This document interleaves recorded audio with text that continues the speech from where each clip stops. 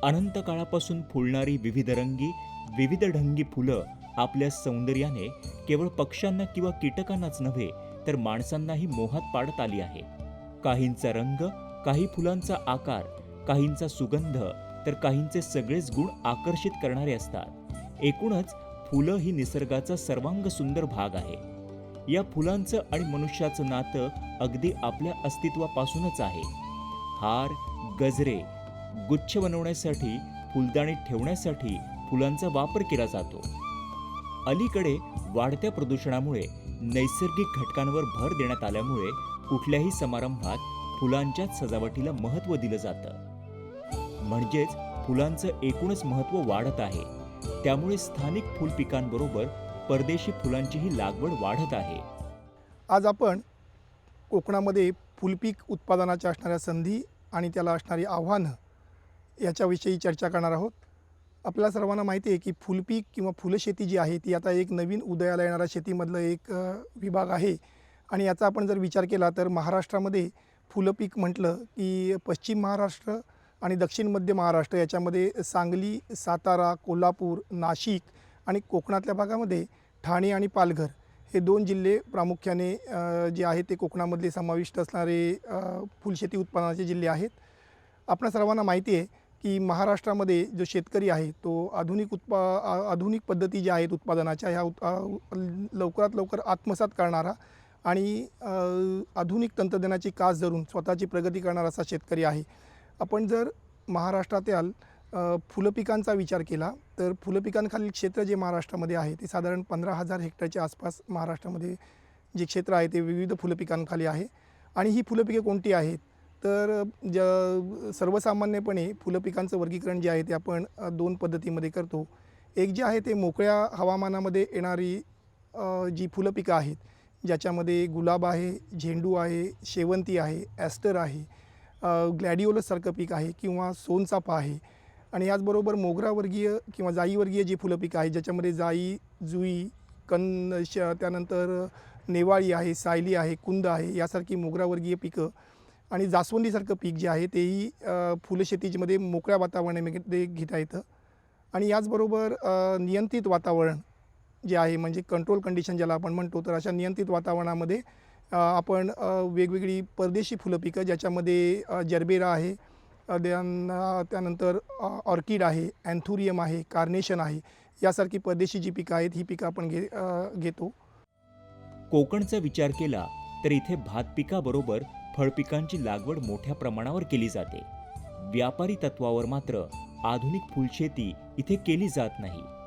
परंतु आज उपलब्ध होणारे आधुनिक तंत्रज्ञान, यांत्रिकीकरण, सुधारित जाती, लागवडीच्या सुधारित पद्धती यामुळे शाश्वत उत्पन्न शेतीतूनही मिळू शकतं याची खात्री तरुण वर्गात होत आहे. या तरुणांना जर फुलशेतीकडे वळवलं तर या क्षेत्रातही कोकणचं नाव होऊ शकतं. महाराष्ट्रातील कोकणाचा जर विचार केला तर कोकणाकडे जे लोकांचा बघण्याचा दृष्टिकोन आहे तो म्हणजे भात पीक किंवा त्या अनुषंगाने येणारी तृणधान्य पिकं आणि त्याचबरोबर फळं पिकांमध्ये आंबा, काजूसारखी कोरडवाहू पिकं तर नारळ, सुपारी, चिकू यांसारखी बागायती पिकं एवढंच लोकांच्या नजरेसमोर आहे. कारण परंपरागत जो शेतीचा व्यवसाय आहे या शेतीमध्ये व्यापारी दृष्टिकोनातून याच पिकांची लागवड किंवा याच पिकांवर जास्त भर दिला जातो. परंतु काय झालेलं आहे की मागील या 2 वर्षाच्या आपल्या कोविडच्या ज्या काही एकंदर कंडिशन्स आहेत त्याच्यामध्ये बराचसा जो तरुण वर्ग आहे, जो तरुण वर्ग रोजगारनिमित्त मुंबई, पुणा यासारख्या ठिकाणी रोजगारनिमित्त गेलेला होता, तर हा वर्ग जो आहे तो पुन्हा रोजगार गेल्यामुळे गावाकडे आलेला आहे. म्हणजे थोडक्यात सांगायचं तर कोकणामध्ये जे आहे ते आमची जी कारण जे आहे कोकणाचं अर्थकारण ते जे आहे ते चाकरमान्यांवर चालतं. म्हणजे मुंबई पुण्यातून जे नोकरीला गेलेली लोकं असतात ते शहरांमध्ये जे आहे ते आपल्या वेगवेगळ्या उद्योगधंद्यांमध्ये पैसे पाठवतात आणि मनी ऑर्डर येते किंवा आता मनी ऑर्डर नाही राहिल्यात, परंतु आता ते गावाकडे जे आहे ते पैसे पाठवतात आणि त्याच्यावर जो आहे तो शेतकरी शेती करतो. परंतु मागील याच्या 2 वर्षाच्या कालावधीमध्ये हा जो तरुण वर्ग कोविडच्या लॉकडाऊनच्या कंडिशनमध्ये जो परत आलेला आहे, हा वर्ग शेतीमध्ये मोठ्या प्रमाणावर गुंतलेला आहे. याच्यामध्ये भात शेतीबरोबरच इतर जी काही भाजीपाला असेल किंवा उद्यानवर्गीय पिकं असेल याच्याकडे करण्याचा कल ज्याचा आहे तो वाढत आहे. ह्यालाच एक जर आपण विचार केला तर ह्या वर्गाला जर आपण काही नवीन देऊ शकलो, कारण काय आहे की हा आलेला जो तरुण वर्ग आहे हा वर्ग प्रयोगशील आहे. हा वर्ग जो आहे तो जास्तीत जास्त प्रगत शेतीतील तंत्रज्ञान जे आहे ते आत्मसात करण्याचा प्रयत्न करणारा वर्ग आहे आणि या वर्गाला आपण चाकोरी बाहेरचं थोडंसं काहीतरी जे कोकणामध्ये येऊ शकतं अशा प्रकारचं जर आपण शेतीचा उद्योग जर त्याला देऊ शकलो तर नक्कीच फुलशेतीसारखा एखादा शेतीतील घटक आहे तो कोकणामध्ये या पिकांबद्दल क्रांती करण्यासाठी कारणीभूत ठरू शकेल. पारंपरिक पिकाबरोबर इथे काही प्रमाणात लहान सहान क्षेत्रावर फुलांची लागवड होते, पण मोठ्या प्रमाणात बाजारपेठेत विक्रीच्या दृष्टीने नाही. परंतु दिवसेंदिवस वाढणारी फुलांची मागणी लक्षात घेता उत्सवप्रिय कोकणात फुलशेतीला भरपूर वाव आहे, असं डॉक्टर मंदार खानविलकर म्हणतात. कोकणामध्ये जे काही पारंपरिकरित्या पिकं घेतली जातात त्या पिकांच्या व्यतिरिक्त समजा जर आपण फुलशेतीकडे वळू शकलो तर कोणत्या अशा गोष्टी आहेत की ज्या गोष्टीमुळे आपल्याला फुलशेती करण्यासाठी जे आहे ते अतिशय चांगल्या प्रकारचा असा वाव आहे. तर पहिली जी महत्त्वाची गोष्ट ती अशी आहे की कोकणामध्ये लागवडयोग्य पड जमिनीचं प्रमाण जे आहे ते भरपूर आहे. म्हणजे अशी जमीन जी आहे ती जर आपण लागवडीखाली आणू शकू आणि ती लागवडीखाली म्हणजे कोणत्या तर पारंपरिक पिकांच्या ऐवजी अशी जी काही पिकं की जी पिकं नव्याने आपल्याला ह्या भागामध्ये आणता येतील आणि ज्या पिकांना बाजारामध्ये मागणीही असेल अशा प्रकारची पिकं जर आपण देऊ शकलो तर नक्कीच शेतकरी या फुलपिकांच्या उत्पादनाने आर्थिक फायदा मिळवू शकतो. साधं आपण एक उदाहरण घेऊ की आता या दसऱ्यामध्ये आपल्याला झेंडूसारखं जे पीक आहे या झेंडूची मागणी जी आहे ती सर्व महाराष्ट्रभर आणि कोकणामध्ये जास्त प्रमाणामध्ये आहे. कारण आपल्याला सर्वांना माहिती आहे की कोकणी माणूस म्हटल्यानंतर तो सण समारंभ किंवा इतर जे काही धार्मिक कार्यक्रम आहे ते साजरे करण्यामध्ये अग्रेसर असतो. अगदी यामध्ये गणेशोत्सव असेल, दसरा असेल, दिवाळी असेल यासारखी जे सण आहेत किंवा लग्न समारंभ असतील, वेगवेगळ्या धार्मिक विधी असतील, पूजा असतील याच्यामध्ये फुलांचा वापर जो आहे तो मोठ्या प्रमाणावर होतो. आता झेंडूचं आपण उदाहरण घेऊ. या दसऱ्यामध्ये साधारण 100 ते 150 रुपये प्रति किलो या दराने इथे विकला गेला आणि ह्या भागामध्ये झेंडू आला कुठून तर हा भागामध्ये झेंडूचं उत्पादन कोकणामध्ये मोठ्या प्रमाणावर केलं जात नाही. वस्तुतः आपण जर विचार केला तर अशी लागवडयोग्य पडजमीन जी आहे या पडजमिनीखाली आपण झेंडूसारखं जे पीक आहे त्याची आपण लागवड करून चांगलं उत्पादन घेऊ शकतो. आता फक्त गरज काय आहे तर व्यवस्थित नियोजन करून नियोजनबद्ध शेती करण्याची आपल्याला आवश्यकता आहे. म्हणजे कसं की जर दसरा असेल आणि दसऱ्याला किंवा दिवाळीला आपल्याला फुलं हवी असतील तर ती फुलांची आपण लागवड कधी करायला पाहिजे, लागवड केल्यानंतर तिला फुलं साधारण कुठल्या हंगामामध्ये येतील ह्याचा विचार करून जर आपण लागवड केली तर याचा नक्कीच फायदा जो आहे तो आपल्याला बाजारभावाचा माध्यमातून मिळू शकतो. ह्या प्रत्येक पिकांची जी लागवडीचं तंत्रज्ञान आहे ते निरनिराळं आहे, परंतु हे सर्व आधुनिक तंत्रज्ञान जे आहे ते आज आपल्याला सहजरित्या उपलब्ध आहे आणि याचा वापर करून आपण जे आहे ते वेगवेगळी फुलं पिकं जी आहेत ती कोकणामध्ये घेऊ शकतो. उत्तम दर्जाच्या फुलांचं उत्पादन कसं घ्यावं यासंबंधीचं सर्व तंत्रज्ञान आज उपलब्ध आहे. कोकणात फुलपिकांच्या लागवडीसाठी योग्य प्रकारच्या जमिनी आहेत. फक्त उत्पादन घेताना मार्केटमध्ये कोणत्या फुलांना कधी बाजारभाव उत्तम असतो याचा अभ्यास करणं महत्त्वाचं आहे. व्यापारी तत्वावर या पिकांची लागवड करत असताना शेतकऱ्याला शासनाकडून अनुदान मिळत आहे. त्यामुळे नियोजनबद्ध फुलशेती चांगला आर्थिक फायदा देतेच, जोडीला त्या भागात रोजगारातही वाढ होऊ शकते. कोकणामध्ये फुलशेती जी आहे हिला वाव जसा आहे तशी काही त्याची कोकणातील बलस्थान आहेत की ज्या बलस्थानांमुळे किंवा ज्या गोष्टींमुळे आपण कोकणामध्ये फुलशेती करू शकतो. ज्याच्यामध्ये एक आपण पाहिलं की कोकणातील लागवडयोग्य जी पडजमीन आहे ती पडजमीन आपण या फुलपिकांखाली आणू शकतो. दुसरं म्हणजे या फुलपिकांचं आधुनिक तंत्रज्ञान जे आहे ते आधुनिक तंत्रज्ञान मोठ्या प्रमाणावर आज उपलब्ध आहेत. त्याच्यामुळे इंटरनेटच्या माध्यमातून असेल, कृषी विद्यापीठांच्या माध्यमातून असेल, विभागाच्या माध्यमातून असेल किंवा निरनिराळ्या कंपन्यांच्या माध्यमातून असेल, ह्या वेगवेगळ्या जाती असतील त्या पिकांच्या, त्याच्यानंतर ते आधुनिक उत्पादन घेण्याचं वेगवेगळ्या प्रकारचं तंत्रज्ञान, ज्याच्यामध्ये मशागत पिकांची कशी करावी, कोणती जात लावावी, ती कधी लावावी, लावल्यानंतर त्याचे एक अन्नद्रव्याचं व्यवस्थापन कसं करावं किंवा त्याचं पीक संरक्षणामध्ये कीड किंवा रोगांपासून संरक्षण कसं करावं, याबाबतचं जे तंत्रज्ञान आहे ते आज आपल्याला मोठ्या प्रमाणावर उपलब्ध आहे. काय करायचं आहे आपल्याला, की ह्या सगळ्या ज्या गोष्टी आहेत, जी आपली स्ट्रेंथ आहे, आपण बलस्थान म्हणूया आपली जी आहेत, तर त्याचा आपण व्यवस्थितपणे जर वापर करून घेऊ शकलो तर कोकणामध्ये फुलशेती जी आहे ती नक्कीच फायद्याची होऊ शकते. दुसरी एक महत्त्वाची गोष्ट म्हणजे कोकणामध्ये दळणवळणाच्या सोयी ज्या आहेत त्या चांगल्या प्रमाणामध्ये उपलब्ध आहेत आणि ज्या बाजारपेठा आहेत, मुंबई पुण्यासारख्या बाजारपेठा आहेत, त्या जवळ आपल्याला आहेत. त्यामुळे लागवड केल्यानंतर जे उत्पादन येईल त्या उत्पादनाला मध्ये पाठवण्यासाठी मुंबई पुण्यासारख्या बाजारपेठा जवळ असल्यामुळे आपल्याला चांगल्या प्रतीचं आणि जी काही फुलं असतील ती फुलं ताजी असतानाच आपल्याला बाजारामध्ये पाठवता येतील किंवा पाठवता येणे आपल्याला ते शक्य आहे. दुसरी एक महत्त्वाची गोष्ट म्हणजे की अशा प्रकारचं आपल्याला जर एखाद्या नवीन किंवा वेगळ्या अपारंपरिक पीक पद्धतीकडे वळायचं असेल तर त्याच्यासाठी वित्तपुरवठ्याची आवश्यकता असते.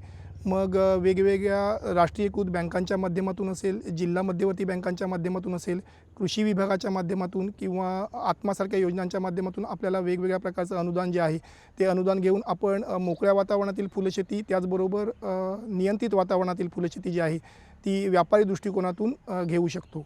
आपल्याला माहिती आहे की फुलांचं जे मागणी आहे ती दिवसेंदिवस वाढते. म्हणजे साधारण आपण आंतरराष्ट्रीय बाजारपेठेचा विचार केला तर वर्षागणिक 8 ते 10% ही फुलांची मागणी जी आहे ती वाढते आणि स्थानिक बाजारपेठेमध्ये ही जवळजवळ 20% आसपास आहे. त्यामुळे ही वाढणारी जी मागणी आहे, ही मागणी कुठेतरी समजा जर आपण पुरवठा करू शकलो तर कोकणामध्ये लागणारं जे काही फुलांचं उत्पादन आहे किंवा जे काही फुलं आहेत, ही फुलं पिकांची उत्पादन आपण कोकणातच करून म्हणजे गावातल्या रोजगार जो आहे, गावातल्या तरुणांना जो आहे, सुशिक्षित तरुणांना रोजगार उपलब्ध होऊ शकेल आणि गावातला पैसा आपण म्हणतो की नाही, गावातला पैसा गावातच किंवा जिल्ह्यातला पैसा जिल्ह्यातच राहील आणि परिणामतः जर रोजगाराच्या संधी अशा उपलब्ध झाल्या तर तरुण जो आहे तो पुन्हा आपल्या रोजगारासाठी जो आहे तो शहरांकडे वळणं थोडंसं थांबेल आणि लागवडयोग्य पडजमीन जी आहे ती पुन्हा लागवडीखाली येईल. चांगल्या दर्जाच्या फुलांचं उत्पादन करणं आणि त्यास योग्य तो भाव मिळणं हा शेतकऱ्यांचा मुख्य हेतू असतो. यासाठी सर्वात पहिली महत्त्वाची गोष्ट म्हणजे त्याने शास्त्रशुद्ध आणि मागणीनुसार फुलांची लागवड करणं. दुसरं म्हणजे फुलांना योग्य तो भाव मिळणं हे फुलांच्या गुणवत्तेवर अवलंबून असतं. म्हणजे ग्राहकांना अंतिमतः कोणत्या दर्जाची फुलं मिळतात हे फुलांच्या काढणीपूर्व आणि काढणी पश्चात हाताळणीवर अवलंबून असतं, असं डॉक्टर मंदार खानविलकर म्हणतात. कोकणामध्ये जर आपल्याला व्यापारक्षम दृष्टिकोनातून फुलशेती करायची असेल तर अशा कोणत्या बाबी आहेत की ज्या शेतकऱ्यांनी लागवडीपूर्वी विचारात घेणे आवश्यक आहेत, तर त्याच्यामध्ये महत्त्वपूर्ण ज्या बाबी आहेत त्याच्यामध्ये बाजारामध्ये ज्या फुलं पिकाला मागणी आहे किंबहुना ज्या फुलं पिकांच्या जातींना मागणी आहे त्याचीच आपण लागवड केली पाहिजे, जेणेकरून पुढे जाऊन ज्यावेळी उत्पादन येईल त्यावेळी आपल्या बाजाराला हमखास जो आहे तो हमीभाव किंवा हमखास जो आहे तो चांगला भाव बाजारामध्ये मिळेल, ही एक गोष्ट. दुसरी गोष्ट म्हणजे पीकाची लागवड झाल्यापासून ते पीक तोडणीला येईपर्यंत आणि पीक तोडणी झाल्यानंतर म्हणजे फुलं पिकांची तोडणी झाल्यानंतर ते पूर्ण ते फुल ग्राहकाच्या हातात जाईपर्यंत ज्या काही व्यवस्थापनाच्या वेगवेगळ्या ज्या शास्त्रीय दृष्टिकोनातून शिफारसीत केलेल्या ज्या बाबी असतील त्या बाबींचं काटेकोरपणे पालन केलं पाहिजे. म्हणजे जसं आहे की फूल पीक किंवा कोणतंही पीक जर असेल तर ते ज्यावेळी फुलं ती झाडावरती असतात त्यावेळी त्यांचं एक वेगळं आयुष्य असतं आणि एकदा ती फुलं झाडावरून काढल्यानंतर ते शेतकऱ्यांच्या किंवा ग्राहकाच्या हातात जाईपर्यंतचं तोडणीनंतरचं आयुष्य वेगळं असतं. आज तोडणीनंतरचं फुलं पिकांच्या बाबतीतलं तंत्रज्ञान जे आहे म्हणजे काढणी पश्चात तंत्रज्ञान जे आहे ते मुबलक प्रमाणामध्ये उपलब्ध आहेत. म्हणजे अशा कोणत्या गोष्टी केल्या पाहिजेत की ज्यामुळे आपली फुलं जास्तीत जास्त काळ टिकून राहतील. आपल्याला माहिती आहे की फुलं ही जी आहेत ती नाशवंत किंवा अतिनाशवंत स्वरूपातील असतात आणि जोपर्यंत ती ताजी किंवा टवटवी दिसतात तोपर्यंत त्याला ग्राहक जे आहे ते चांगले मिळू शकतात किंवा चांगला बाजारभाव मिळू शकतो. याचा आपण जर विचार केला तर काढणी पश्चात हाताळणी आणि तीही हाताळणी जी आहे ती स्वच्छ किंवा निर्जंतुक पद्धतीने हाताळणी जी आहे ती करणं आवश्यक आहे. त्याला आपण एक चांगल्या व्यवस्थापनाचं एक बाजू म्हणूया की जेणेकरून चांगल्या प्रतीचं फुलांचं उत्पादन जे आहे ते आपल्याला मिळू शकतं आणि चांगली फुलं असतील तर त्याला नक्कीच चांगला बाजारभाव जो आहे तो मिळू शकेल. दुसरी महत्त्वाची गोष्ट, ज्या ठिकाणी आपण लागवड करणार आहोत त्या ठिकाणी असणाऱ्या ज्या मूलभूत सुविधा आहेत, उदाहरणार्थ पाणी असेल, वीज असेल, रस्ते असतील किंवा मजुरांची उपलब्धता असेल, या सर्व गोष्टी ज्या आहेत या सर्व गोष्टींचा विचार जो आहे तो आपण व्यवस्थितरित्या सुरुवातीलाच केला पाहिजे. ह्या मुबलक प्रमाणामध्ये आणि स्वस्त दरामध्ये जर उपलब्ध असतील तर आपल्यावर उत्पादनाचा खर्च जो आहे तो कमी होतो आणि निव्वळ नफ्यामध्ये आपल्याला वाढ होऊ शकते.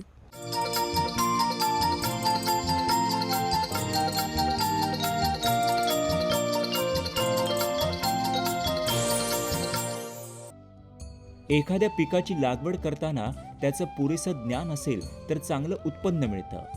फुलपिकाच्या बाबतीतही असंच म्हणता येईल. कोकणात फुलशेतीकडे शेतकऱ्यांना वळायचं असेल तर प्रशिक्षणाची गरज आहे. शिवाय इथल्या शेतकऱ्यांकडे असलेलं कमी जमीन क्षेत्र, मनुष्यबळाची कमतरता, यांत्रिकीकरणाचा अभाव या सर्व गोष्टींमुळे शेती करणं त्याला आर्थिकदृष्ट्या फायदेशीर ठरत नाही.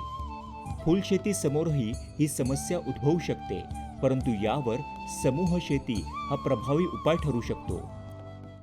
ज्या फुलं पिकांचा आपण व्यवसाय करणार असू किंवा जे फुलं पिकांची आपण व्यापारी तत्त्वावर लागवड करणार असू त्या फुलं पिकाविषयी इत्थंभूत माहिती ही आपण घेणं आवश्यक आहे आणि त्याच्यासाठी आपल्याला प्रशिक्षणाची आवश्यकता आहे. त्यामुळे आपण जे फुलं पिकाची व्यापारी तत्त्वावर लागवड करणार असू त्या फुलं पिकाविषयी आपण प्रशिक्षणाच्या माध्यमातून पूर्ण माहिती घेतली पाहिजे, जेणेकरून आपल्याला भविष्यामध्ये जाऊन कोणत्याही प्रकारच्या अडचणीला सामोरं जावं लागणार नाही. त्याचबरोबर वित्तपुरवठा कोणत्या माध्यमातून आपण करणार आहोत, त्यानंतर सहकार तत्त्वावरती जर आपल्याला करायचं असेल तर, कारण आपल्याला माहिती आहे की कोकणामध्ये सहकार तत्त्व जे आहे ते तेवढ्याच्या प्रमाणामध्ये अजून रुजलेलं नाही आणि त्यामुळे जर मोठ्या प्रमाणावर शेती करायची असेल तर आपल्याला एकत्रितरित्या शेती करणं आवश्यक आहे. आणि असं करायचं असेल तर आधीपासूनच एखादा ग्रुप म्हणा किंवा एखादा संघ म्हणा असा स्थापन करून आपल्याला करायला पाहिजे.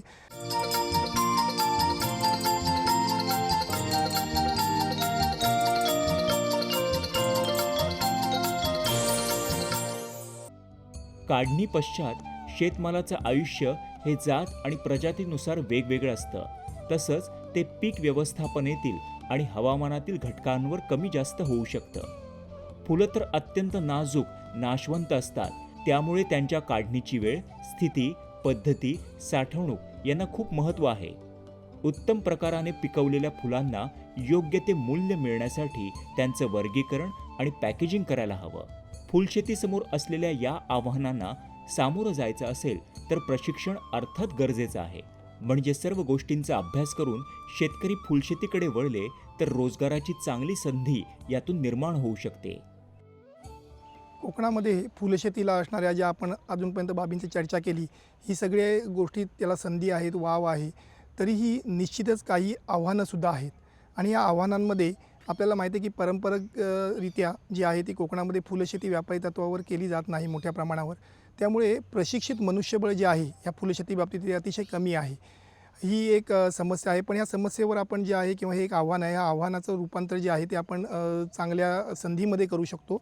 कारण जर प्रशिक्षणाच्या संधी ज्या आहेत त्या उपलब्ध आहेत, त्यामुळे प्रशिक्षण जर आपण चांगल्या प्रमाणात घेतलं तर हे प्रशिक्षित मनुष्यबळ जे कमी असणार आहे त्याच्यावर आपण मात करून चांगल्या प्रकारचं फुलशेती करू शकतो. दुसरी महत्त्वाची गोष्ट अशी आहे की कोकणामध्ये सहकारी तत्त्वावर चालणाऱ्या शेतीचा अभाव आहे. आपल्या सर्वांना माहिती आहे की कोकणामधली शेती जी आहे ती छोट्या छोट्या तुकड्यांमध्ये विभागलेली अशी शेती आहे. त्यामुळे जर सहकारी तत्त्वावर असं ठरवलं की बाबा एका गावाने ज्या ठिकाणी म्हणून शक्य आहे अशा वर्कस जमिनींमध्ये जर आपण एका फुलं पिकाची लागवड केली तर मिळणारं उत्पादन पण त्या जास्त प्रमाणामध्ये मिळेल. त्याचबरोबर बाजारामध्ये आपल्याला जर जास्त प्रमाणामध्ये आपण फुलांचं जे पुरवठा करू शकलो तर त्याला मिळणारा जो बाजारभाव आहे तोही आपल्याला किंवा त्याला मिळणारं जे ग्राहक आहे तो ग्राहक वर्गही आपल्याला चांगला मिळू शकेल. तिसरी गोष्ट जी याच्यामध्ये अजून एक महत्त्वाची आहे की जी आपल्याला आव्हान असं वाटतं ते म्हणजे की ह्या सगळ्या फुलशेतीच्या माध्यमातून असणाऱ्या ज्या काही गोष्टी आहेत या बाबींमध्ये एक प्राकर्षाने जाणवणारी गोष्ट अशी आहे की फुलं पिकं आहेत, पण फुलं पिकं ही नाशवंत असल्यामुळे ती टिकून राहण्यासाठी शीतसाखळीची आवश्यकता आहे आणि ही शीतसाखळी जी आहे त्याचा अभाव कोकणामध्ये आपल्याला मोठ्या प्रमाणावर जाणवतो. त्यामुळे काय होतं की आपल्याकडे उत्पादन चांगलं असतं, परंतु हाताळणी किंवा त्याचं जी शीतगृहामध्ये त्याला ठेवायला लागतं, त्याच्या शीतसाखळीचा अभाव असल्यामुळे हे उत्पादन जे आहे ते काय होतं, थोडंसं खराब होतं. याच्या व्यतिरिक्त अजून एक गोष्ट सांगायची झाली तर आपल्याकडे उत्पादन चांगलं असतं, परंतु त्याचं जे पॅकेजिंग आहे, आवेष्टन आहे किंवा त्याला जे लेबलिंग आहे, हे लेबलिंग तेवढंसं आकर्षक नसतं आणि त्याच्यामुळे ग्राहक त्याच्याकडे आकृष्ट किंवा ग्राहक त्याच्याकडे आकर्षित होत नाही. आणि परिणामतः समजा जर आपण या 2 गोष्टींवर विचार केला की चांगलं पॅकिंग करायचं आणि त्याला चांगलं लेबलिंग करायचं, त्या पॅकिंगवर किंवा लेबलवर संपूर्णपणे त्या फुला पिकाविषयी माहिती असेल, कधी काढलं, कधी कसं वापरायचं किंवा काय, तर ते नक्कीच जास्तीत जास्त ग्राहक जे आहेत ते ग्राहकांना आकर्षित करून घेऊ शकतं. शेतीला पूरक असे अनेक व्यवसाय शेतकरी करतात. काही ठिकाणी थोड्याफार प्रमाणात फुलांची लागवड आंतरपीक म्हणून घेतली जाते. म्हणजे मुख्य पिकापासून उत्पन्न मिळेपर्यंत या पिकांपासून थोडं का होईना उत्पादन चालू राहतं. पण आज आधुनिक आणि सुधारित तंत्रज्ञानामुळे फुलशेती ही स्वतंत्र व्यवसाय म्हणून अस्तित्वात येत आहे. शिवाय फुलशेतीला जोडून अनेक व्यवसाय यातून निर्माण होऊ शकतात. यासाठी ज्या प्रशिक्षणाची गरज आहे ते कृषी विद्यापीठाकडून मिळू शकतं, असं डॉक्टर खानविलकर म्हणतात. फुलशेती म्हटलं तर फक्त फुलांचं उत्पादन असं होतं का? तर नाही. आपण ढोबळमानाने फुलशेतीची जी आहे ते 3 किंवा 4 विभागामध्ये विभागू शकतो. यामध्ये एक जे आहे ते मोकळ्या वातावरणामध्ये येणारी जी फुलं पिकं आहेत, ज्याच्यामध्ये साधारण गुलाब असेल, झेंडू असेल, ॲस्टर असेल, शेवंती असेल, ग्लॅडिओलस असेल किंवा सोनचाफा आणि मोगरावर्गीय पिकं आहेत. ह्यासारखी पिकंचं उत्पादन घेणं, नियंत्रित वातावरणातील जी पिकं आहेत, ज्याला आपण ग्रीन हाऊस म्हणतो, काय ग्रीन हाऊसमधली जी पिकं आहेत की ज्याला तापमान असेल, आर्द्रता, तापमान हे ज्या या गोष्टी नियंत्रित केल्या जातात. तर अशा पिकांमध्ये अँथुरियम, जर्बेरा, कार्नेशन, ऑर्किड यासारखी पिकं, याचं उत्पादन घेणं हा फुलशेतीचा एक अंग आहे. दुसरं अंग म्हणजे खास फुलं पिकांची नर्सरी करणं, म्हणजे रोपवाटिका करणं, हाही एक चांगला तरुणांसाठी कोकणातला उद्योग होऊ शकतो. कारण पर्यटकांचं वाढतं जे प्रमाण आहे याचा विचार केला तर मोठ्या प्रमाणावर इथे फुलं पिकांच्या रोपांना मागणी आहे आणि त्यामुळे ह्याच एक धागा आपण पकडून फुलं पिकांची रोपवाटिका ही स्वतंत्रपणे आपण तयार करू शकतो. याचबरोबर फुलांचं काढणी पश्चात तंत्रज्ञान जे आहे ते काढणी पश्चात तंत्रज्ञानासाठी जी काही संस्करणं करावी लागतात, ही करावी लागणारी जी संस्करणं आहेत, तर याच्यासाठी खास करून काढणी पश्चात व्यवस्थापनाच्या वेगवेगळ्या प्रयोगशाळा असतील किंवा वेगवेगळी दर्जा आणि नियमन प्रयोगशाळा ज्या आहेत त्याही आपण उभारू शकतो. आणि चौथी गोष्ट म्हणजे की फुलं म्हणजे नुसती फुलं जात का? तर नाही, तर त्याच्यामध्ये शोभेची वनस्पती असतील, शोभेची झाडं असतील किंवा फुलं सुकवण्याचा जो एक प्रकार आहे काढणी पश्चात तंत्रज्ञानामध्ये, तो असे निरनिराळे किंवा बहुअंग जे आहेत ते या फुलशेतीला आहेत.